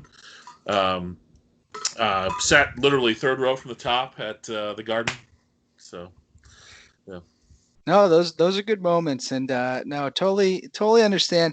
I have to say, I did watch a 30 for 30 on how the Magic kind of let Shaq go, and I go, wow, what were you guys thinking? Yeah. That kind of brings us to a player that I'm not a Lakers fan in any way. I've spent my whole life probably not liking the Lakers, but I respect the Lakers, which makes me a Kobe Bryant fan. And I have a Kobe Bryant sleeve that I'm going to wear all through softball season this year. What is your favorite Kobe Bryant moment? Oh man, I mean, you got the championships, but I think it's probably his final game. Yeah. That to me is, it's funny. I got emotional when he passed. I was at the NWA. I was at the NWA. I was in the NWA locker room, and I was the one breaking the news to people. Somebody texted me, and I'm like, "There's no way! Stop it! It's not funny. It's not cool." Because they know I'm a big Kobe fan. And then start to read it, and I was just and then you start to read that his daughter's with him, and then that there's other families aboard. I'm just like, I got and I've never met this man. It's funny how people who you never meet impact your life so powerfully. I'm not crying because Kobe Bryant's death truthfully did not change my life in any other way. Maybe a little more reflective and something like that. But these people you watch on TV, your athletes and your heroes, it impacts your life because you watch them on TV and you watch them over and over again. You see them grow as human beings. You grow these attachments to them. So my favorite though is again his last game because he is older. He is broken down. Kobe always understood the moment and when he had to rise to it. And to this day, LeBron versus Jordan and things like that. LeBron to me has never been Jordan. We'll talk about that. Yeah, we'll talk about that. Kobe is the closest thing I think we've ever seen from a mentality standpoint to Michael Jordan. Yeah. So they had that ability to rise to the occasion, to do things at will. And Kobe knew the moment. He knew it was his last game. Goes out. I think he scored 61, I believe it was. I'm not sure. Yeah. I think it was 61, but it just was just to show people look, I'm walking away, but I could still do this. I could still whoop you if I wanted to. And God, I still can't believe he's gone, man. I That, can't believe he's gone. they say don't text and drive, and I don't ever say to do this, but I was, I think he died the day of the Royal Rumble this year, which me and my friends, we all get together for the Royal Rumble. So I'm driving over to pick up my brother Bobby, and also, I got my phone in the dash, and I get a text pops up. It goes, Kobe Bryant died. I go, what? So I just grabbed my phone. I didn't text. I called him. I said, what are you texting me right now? What do you mean Kobe Bryant died? He goes, there was a plane crash. I go, what? Like, it didn't feel real. Yeah. There's been a lot of deaths of famous people I've never met. I put that one up there with like when Owen Hart died, where I was like so freaking shocked. It's one like the rest of your life, 25 years from now, you're going to remember where you were. You're going to remember that story right there about when you found out Kobe Bryant died. It's funny. Today I was kind of going through my Twitter, like in accounts I follow, and one of them was Kobe. And it's like, you almost forget that he's gone. And when I saw it, like all that, like just sadness, like came over me, because you look at all the things he was trying to do. And it's like, man, like you look at like the mogul, like Michael Jordan has become, like what would Kobe have become? We'll never know, sadly. It's tough because also Kobe grew up in front of our eyes. I think he was drafted at like 17. So like even me as like a Celtics fan, or whatever fan I am of a team, I always respect good players. I love Derek Jeter. I hate the Yankees, but and Kobe was one of those guys, and it was very tough. And it was just, again, you like you said, you're gonna always remember where you were when you heard that news. That's going to bring us into politics. Question I've been asking all my guests: what qualities to you would make an effective leader? What's an effective leader look like to you? They're an inspirer. They're a uniter. One thing I think that's important is they understand how to lead in different situations. Sometimes you need to be in people's face, and sometimes you just sit back and get out of their way. And a really good leader knows when, knows when to do that. And I think the most important quality of a good leader is they know how to surround themselves with good people who will do a good job for them. Because that's really what makes a good leader is the people around you, the people that you surround yourself with. No, I know, I agree with that. Just something that I'm asking, just because we have been in a time where it's just been so crazy, and it just doesn't feel, if something is lacking. Yeah. In leadership. You don't have to couch it, man. It's you're 100% right. And the fact that we don't have a leader that has gotten in front of this country, and if people get mad at my I'm past the point. With that. The fact that there hasn't been a presidential address where this human being looks into the eyes of the American people and tries to bring us together, that bothers me to no end, because we have so desperately needed like a very serious, not a press conference, not a dog and pony show, guys, this is the reality we face and it's going to be okay. Let's stick together. Some sort of uplifting, and there just has not been that. And I just don't know, man. Like, I don't know. I don't have words. It's tough, and that's why I've had I've had people on the show that are still pretty diehard. That I don't know. This is something I've never seen in my lifetime. So, thoughts on Trump holding a rally the way he did? I mean, there was like no mass at that Tulsa rally, indoors as well. And this to me is, COVID's a problem, and we can argue till the cows come home on how big of a problem it is, and death rates and things like that, and what the numbers actually look like. And but let's use some damn common sense too. Like, nobody else is holding mass gatherings. Nobody else is, we have all these restrictions in place. Again, it's one of those things.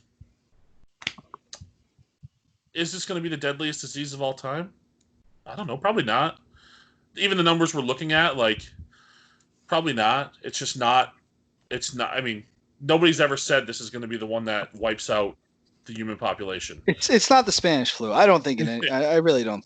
But it's serious. People are Yeah. dying, and with some really small common sense measures, we could save a lot of people. So the fact that this rally happened and there's people celebrating, and like, how did a virus become a political issue?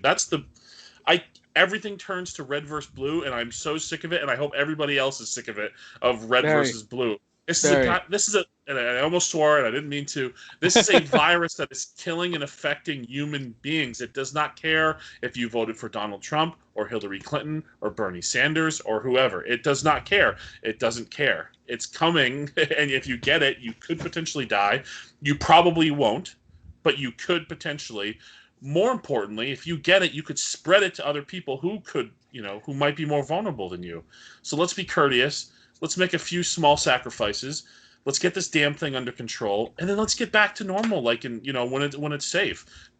That's my take on it at this point. And I have felt differently at different points, but now looking at it like, okay, this sucks, but you know what? If doing this for a little while, like in the grand scheme of things, like, I hope the next 6 months aren't I hope 6 months of my life doesn't define the rest of my life. You know what I mean? Like, hopefully, it sucks for 6 more months, and then we're back to normal. We're back in business here.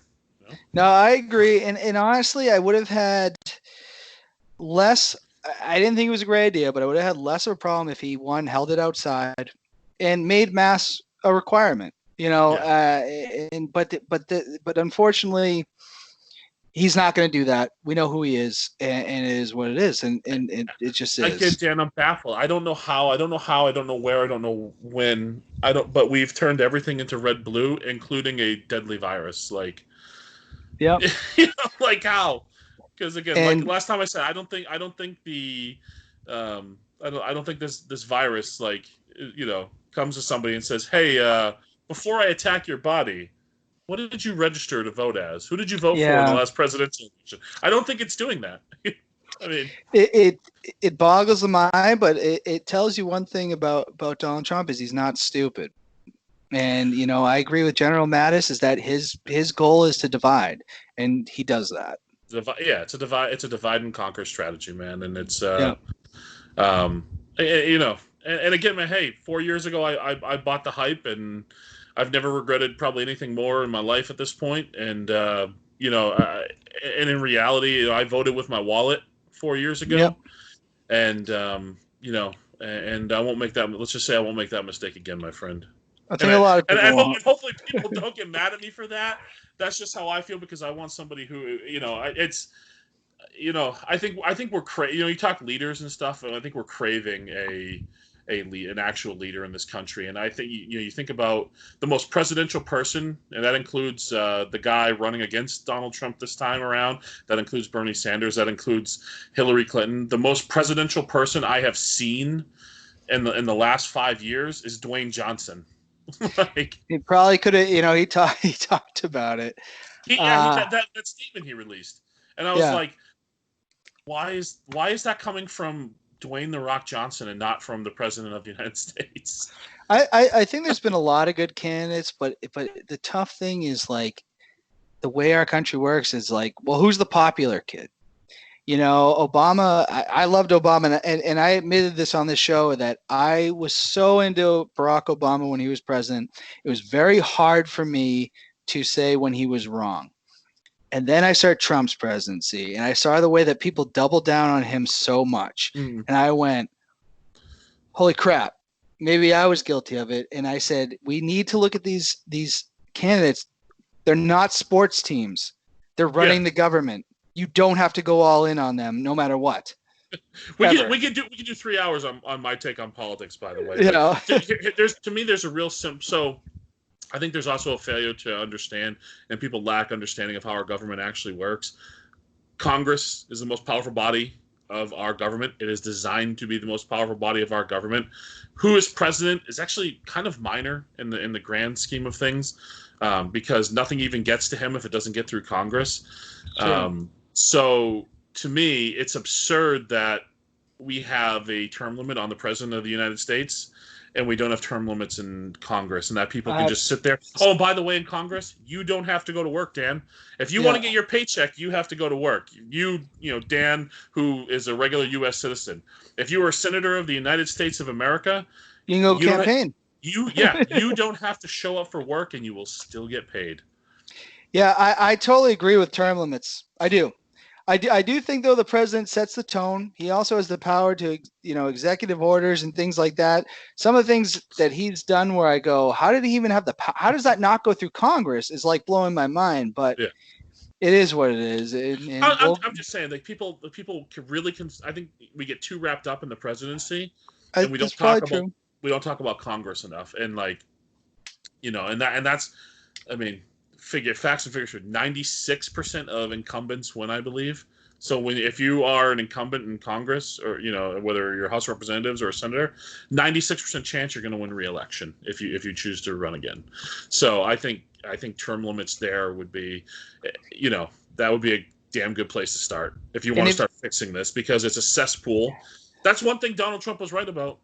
Yeah, it's a cesspool, but unfortunately he added to it. Yeah. The problem is you're never going to have these people in power vote to change that. But I 100%, as far as the House goes, I don't know how I feel about term limits there. The Senate, 100%. 6 years is already a long enough term. Yeah. So, it is what it is. We'll never be able to solve that. And what I look at term limits as is fresh ideas, man. Like we always need fresh ideas. I agree. And I think the current structure power is out of good ideas, and we need fresh blood in there. We need new people in there, new ideas.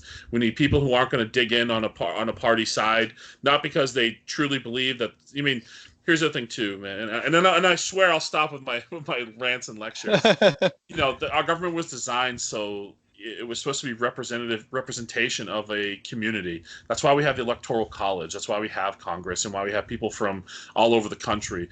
But as politicians have become career politicians, these are no longer representation of somebody who grew up and understands the plight and the values of the people that live in those communities. So a lot of these people move into congressional districts because they see an easy victory there. Yep. Hey, there's a road, there's an open congressional seat. I can move there, and I can. Scott Brown tried to do it in New Hampshire a number of years ago, and we send them packing. Yeah, but this happens. This happens a lot, and they do win.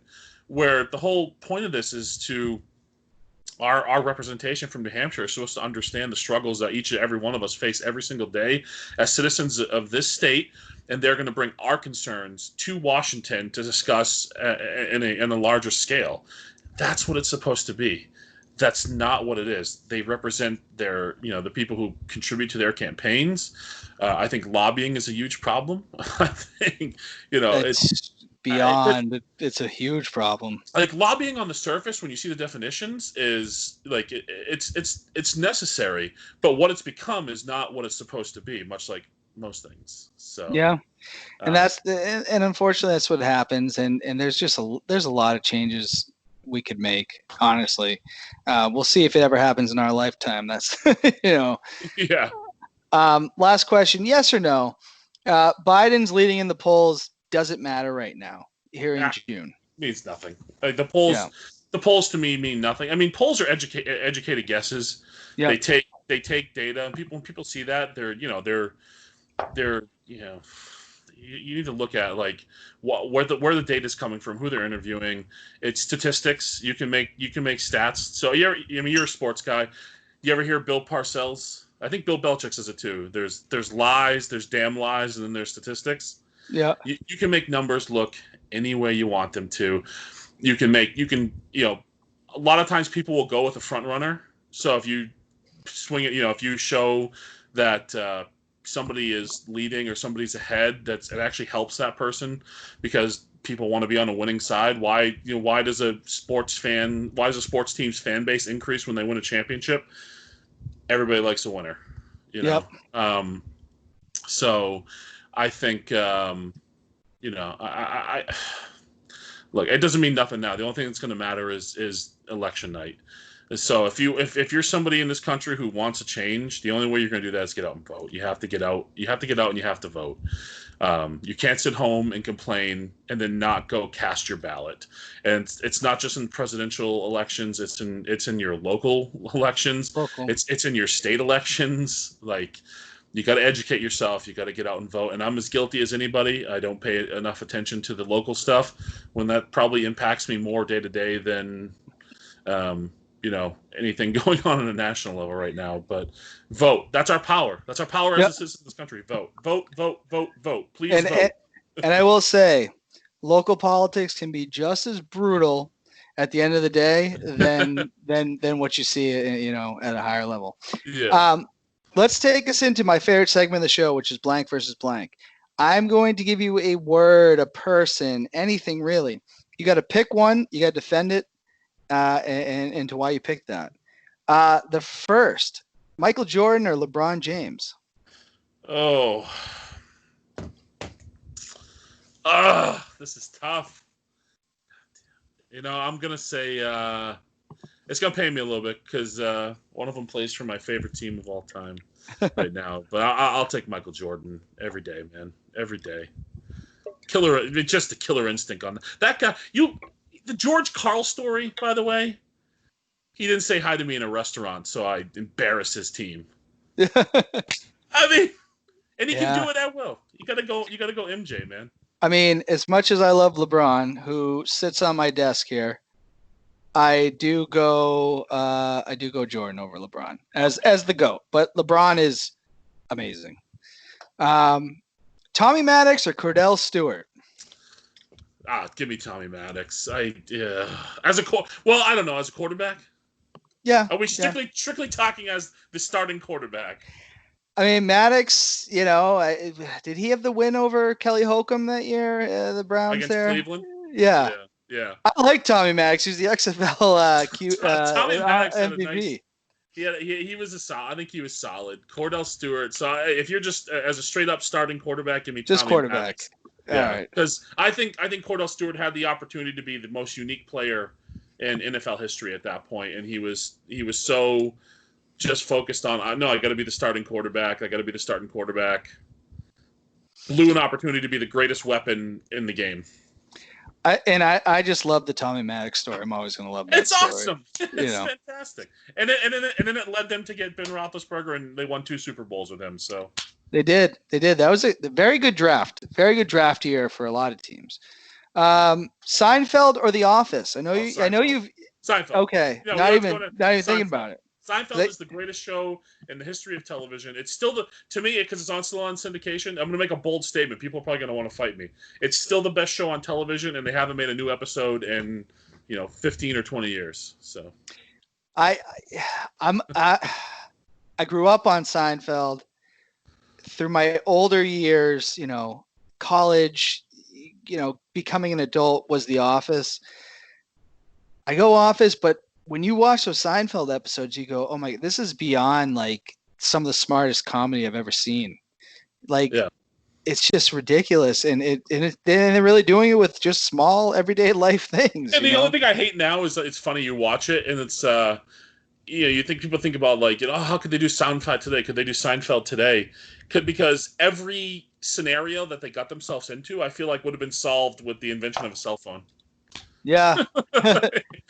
No, that's a good take though. I like that. I mean, I love both shows, so but I'll take The Office, but I respect that pick. John Cena or Hulk Hogan? Hulk Hogan. Hulk Hogan's my all-time favorite, and that's childhood memories. I will say, it's funny. People don't realize John Cena had a longer run than Hogan or Austin. Like, blew him away. Like, unbelievable as the top guy. To me, Cena's on the Mount Rushmore, man. Like, he's and I don't know if you saw the clip of it, but there's a clip of me knocking him out. I wish I was a fan of Chaotic. What's funny? I had read about that on some dirt sheet or something, maybe on No DQ. You ever heard No DQ Wrestling? They're like a news site. Yeah. They posted about that when it happened. I had no idea. I just didn't know what chaotic was at the time. I think it was 07, right, when that Yeah. happened.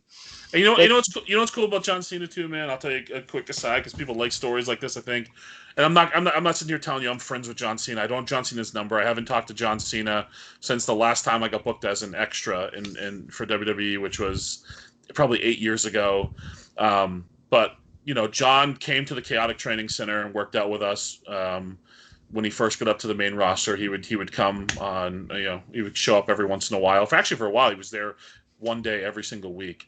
I've known his dad for a while, and then we did that spot, for the Chaotic show, and every single time I went to TV after that, knew my name, remembered my name, said hello, had a small conversation. So. To me, the impression I have of John Cena is like that. I mean, he's up here, man. Like he was the top guy in the business. He didn't have to do anything for anybody, and to me, he just always struck me as somebody with no ego, like no, And I don't know him intimately or things like that, but I think it's funny. You don't. What's the old saying? Like you don't judge people how they treat the CEO. Judge them how you treat the janitor. Yep. And to me, I was an extra talent who he happened to do a spot with, who he happened to work out at a training school with a few times. He could have walked right past me. Instead, he always, big man Milonas, big man Milonas. So to me, that always spoke volumes. That always spoke volumes to me. He seems just, again, I've never met John Cena. He just seems like a genuine, he went to Springfield College, then he went to the West Coast, became a bodybuilder, and then ended up in WWE, and they almost let him go, and then he became the bigger than life. He's had one of the most unbelievable runs ever. His father, Cena Senior, was the justice of the peace for my buddy Tim's wedding, which was pretty cool. But you are right; he has had a run like nobody ever. Crazy, man. And the fact that he's made more Make-A-Wishes than anybody, and we're not just talking wrestling, anybody. He's also like at the forefront of this. Now it's cool, I think, to boo whoever the top guy that WWE is pushing is, but somebody said to me one time, "Oh, nobody likes him." I'm like, John Cena has the coolest spot in pro wrestling right now. He is the most polarizing. It's the same. I just talk about Roman Reigns in the same vein. You're trying to elicit emotion from people, and nobody talked to, especially when Cena was on top and hot. Nobody said, "Well, hey, how do you feel about John Cena?" I love John Cena, or I hate John Cena. Everybody has a strong opinion about him one way. Guy's doing something right. It's totally true. I always was one of those ones that like secretly kind of liked him, but it was fun to boo him. Yeah. Until I went to WrestleMania 29, and I was like, no. I'm sorry, Rock, you have disappeared all this time. I am not booing John Cena. And I was all about, and he's just been great. And I think anybody that says that they hate him, they truly do love him. And that's, Well, I think the booing has become tongue in cheek at this point now. I think it's become, it's like the Kurt Angle, you suck stuff. It is.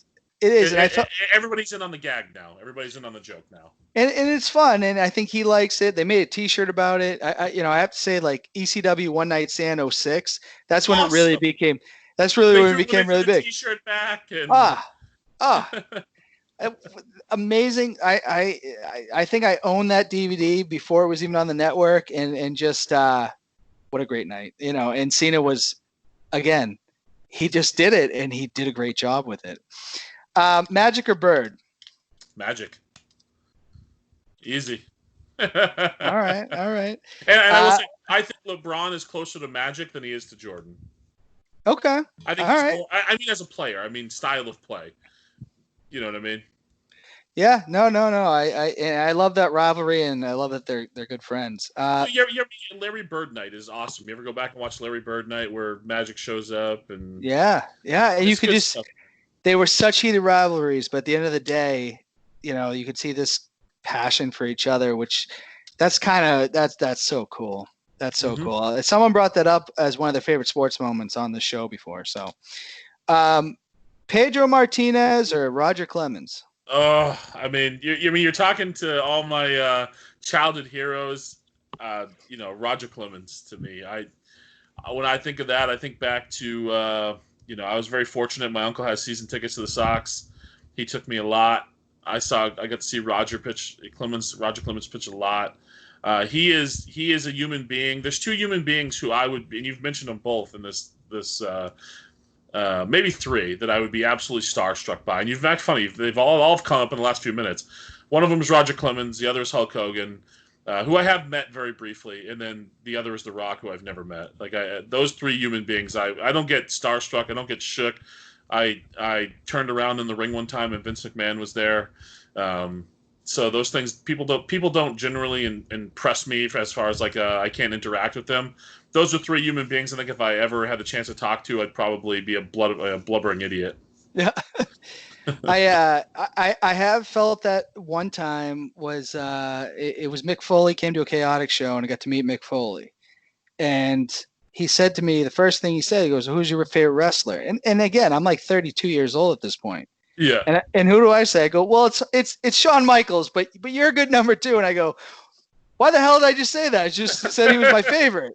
So it's like, but yeah, being starstruck is definitely one of those crazy things.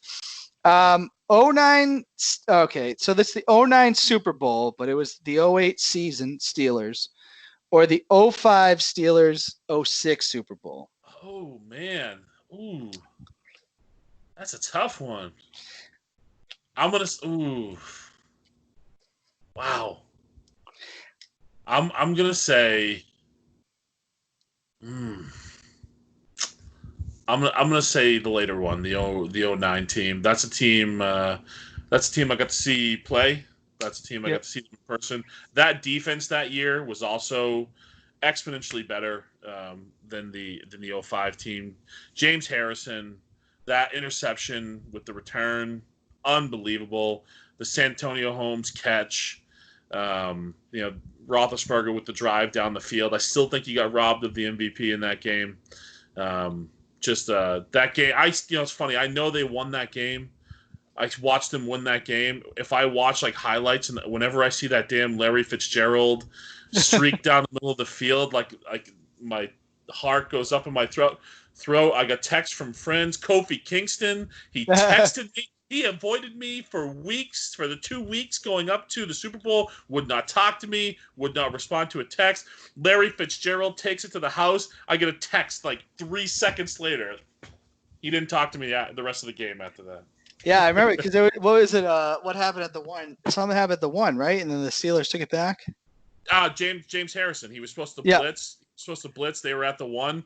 He read the play. He dropped back into coverage instead. Kurt Warner threw it right to him, and he took it 100 yards. Man, to me, the greatest play in Super Bowl history. To me. Interesting story. My buddy Pat Sage, he's a big wrestling fan too, but he's also a big Steelers fan that I used to work with back in the day. I worked part-time at Modell's. Pat won Manager of the Year. He was the manager of Modell's, and he won Manager of the Year, and the winning manager got to go to the Super Bowl. Pat, who's a diehard Pittsburgh Steelers fan from Nashua, New Hampshire, wins the tickets to get to see his team win the Super Bowl. Absolutely crazy. That's crazy. So here's the thing. I want to go to a Super Bowl. I actually don't want to go to one that the Steelers are in, because pressure. I don't think I'd enjoy the experience. Yeah. And then if they lost, you spent all that money, and I would be, I'd want to go to like this year's. It was a fun game. I didn't really give a crap who won the game. I just wanted to watch a good game. I'd want to go to that Super Bowl. But to go to a Steelers one, especially if I was paying for it, man. See, I know someone personally, but they have a lot more money than I do, that went to 3 Super Bowls, and one of the ones when the Patriots lost to the Eagles, it was like, "Oh, this is a bummer." It's like, dude, you were at the Super Bowl the year before. And I do realize that this T-shirt, which I do like a lot, is Steelers colors. Steelers colors, yeah. I will notice that. Chris Jericho or Ric Flair? Chris Jericho. Yeah. I can appreciate Flair. I think he's great. And I just think Jericho He's one of the most unique performers in the history of the business because, like, Ric Flair has been Ric Flair from 1970 something till today. He is a nature boy. Chris Jericho has found a way to reinvent himself and be a top guy as, like, so many different incarnations of Chris Jericho. It's mind blowing. unreal. Yeah, it's mind blowing. I've heard. Oh man, now I'm blanking on names here, but Maverick Wild. I think I had posted that Jericho was the GOAT, and he goes, even Jericho wouldn't say that. I go, I don't know though. I've been watching wrestling since 1991. I haven't seen anybody kind of do what he's done, transforming himself and not really just being that same. Other people have definitely done it, but like he's consistent when he's like, oh, this isn't working anymore. I'm gonna do this. Yeah, I'm gonna do that. As a performer, as somebody who is a performer, I can, not that I can't, I mean, Jesus, I would kill to have the career that Ric Flair. I'd kill to have a tenth of the career that Ric Flair had. Yeah. Without a doubt, one of the greatest in-ring performers of all time. But Jericho, man, for me as a fan, give me Chris Jericho. Like I think he is just so entertaining. So many different incarnations of him. And he's done it. He's done it across multiple eras now. He was in the Attitude Era. He was WCW before that. He was in the PG era, the Ruthless Aggression era. He's unbelievable. I just have so much, just as a fan. Forget so as a performer, I can appreciate the reinventing yourself, but just even as like a fan who wants to be entertained, just so damn entertaining. Yeah, the only years where I think he really struggled, and I think he just didn't know where he fit anymore, was like 03, 04, 05, and then he left for a little bit. Because you remember, he was kind of just fizzling out, and he really wasn't that entertaining. But then he left for a little bit, and he came back and was able to I'm the best in the world at what I do, and it was like, oh crap, that's pretty cool. That he's so unbelievable. All right, that brings us to the last one. This is usually the hardest question in blank versus blank. Oh boy. You were part of this group, Team Friendship. This is one of my favorite teams that I see in the Chaotic. More responsible for the success of Team Friendship, Mark Sherman or Scotty Slade? Oh, that is a tough one. Wow. And oh boy, Scotty's gonna be so mad at me. I'm gonna get a text over this. I guess I'd say Mark Sherman. He was somebody who ahead of the curve when it came to merchandising and things like that. Everybody has T-shirts out. Sherman had a new T-shirt out every freaking month, and it was the only one selling them for a while there. Sherman had a lot of talent, a lot of untapped potential, I'd say. It's a shame he didn't stick around long enough because I think he'd probably have a job somewhere right now. I talk to Sherman all the time. Scotty's also one of my good friends. But I got to say, painfully, and not because it's a bad thing, but painfully because these are both my friends. Painfully, I'll say Mark Sherman. Yeah, I honestly, they were a big part of me coming back to watch the shows. I have to give them both credit. Where it's just oh, those guys this little chemistry they got going is very entertaining. And then that's kind of how I got hooked on Chaotic Wrestling, was the two of them.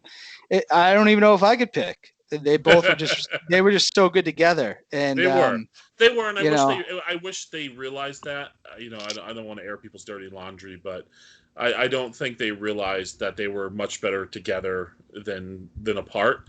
And that just doesn't mean you have to be a tag team. You can still be together. They were just very entertaining together and played off of one another. But I think anytime there's a group or a tag team or things like that, people want to prove stuff.